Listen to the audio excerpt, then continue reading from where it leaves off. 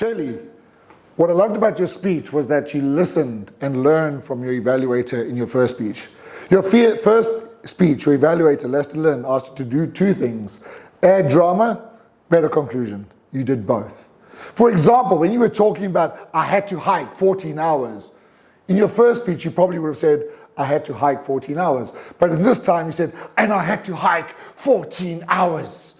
When you were creating dialogues with your friends, you were actually moving yourself on the stage, creating different personalities. So I loved how you went back. You listened to your first evaluator.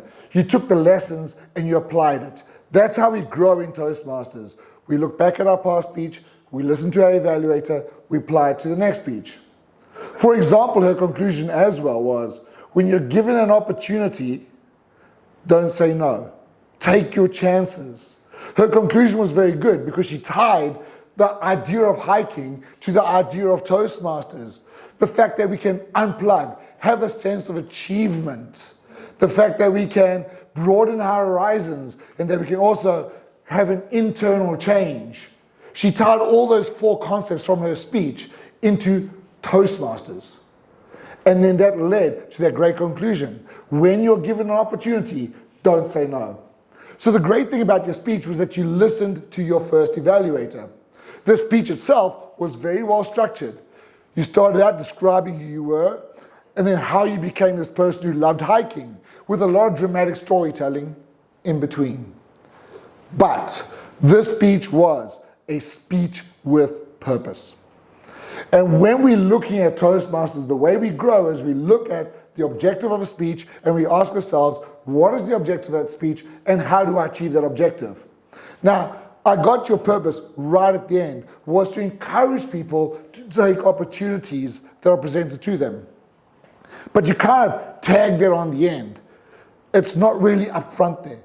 In the beginning, I thought your purpose was to persuade us all to go hiking with you. I can go. But I thought that was your purpose. I thought that's what you're trying to do. Like, don't go running with Johnson, go hiking.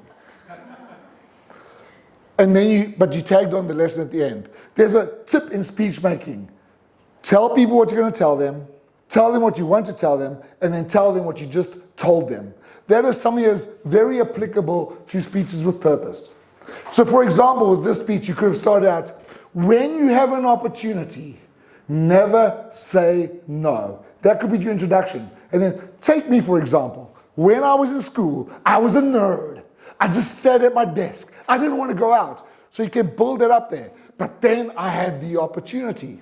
So then you're giving us the sense that, yes, you have a purpose to the speech, but you're using this story as your example. You did great. You listened to your first evaluator. You learned the lessons. You applied them. Now apply this lesson. Your speech was fantastic, and it's wonderful to see you grow. General Evaluator.